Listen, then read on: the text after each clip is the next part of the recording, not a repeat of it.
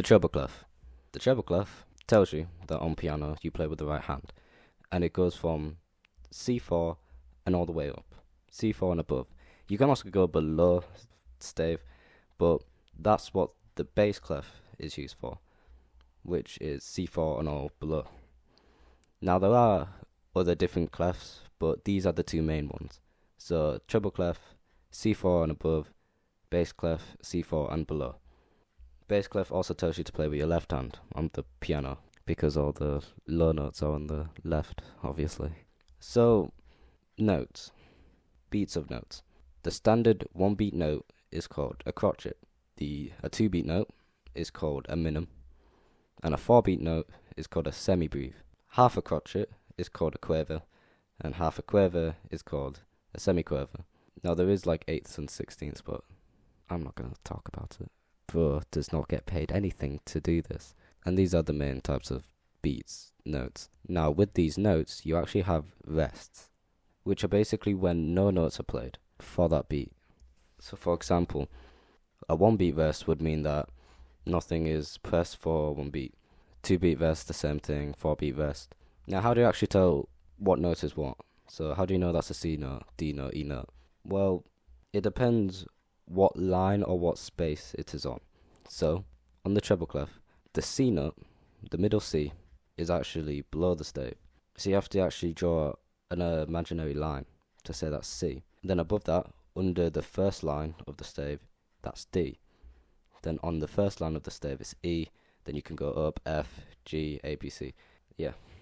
For the bass clef, it's the same thing, but if you go down, so the space that's above the last line of the bass clef, that is B.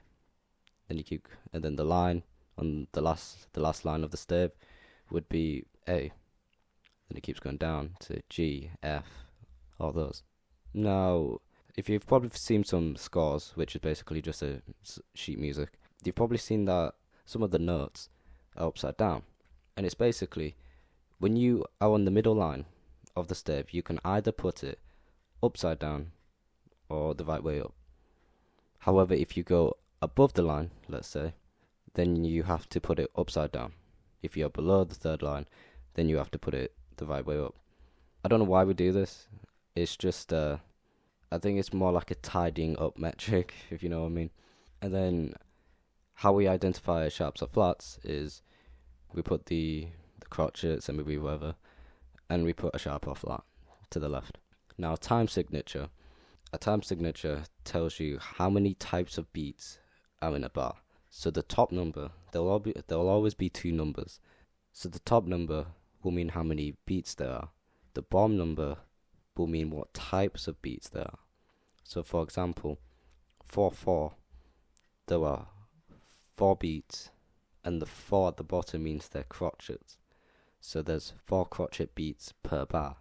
If the top number was a 3 and the bottom number was still a 4, then there would be 3 crotchet beats per bar.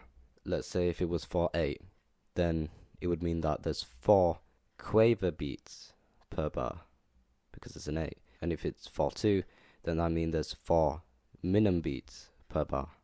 It's just how you, I guess, package the notes. Now, if you see 2 dots at the end of the bar, it means to repeat it again once more. So that's it. And key signatures.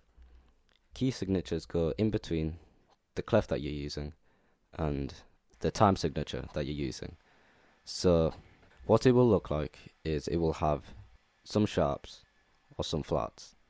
If it has no scale, if it has no sharps or flats, then we can suggest that it is A minor or C major.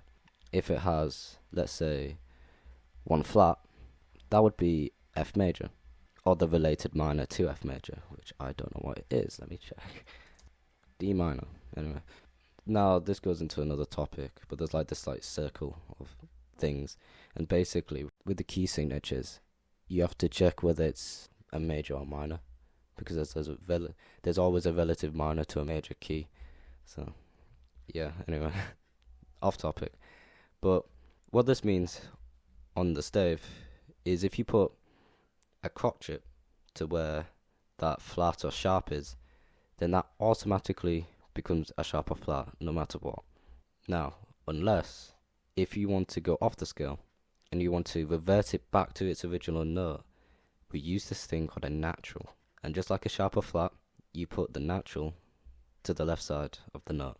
And if you want it to be a flat, then if it was a flat, then if you put a natural, it would raise it a semitone up. So yeah, this was a basic guide on how to read the stave. If you want a more complicated one, then give me 50 likes. And comments, go to the comments if you have any questions. I'll answer them. Like, subscribe. Goodbye.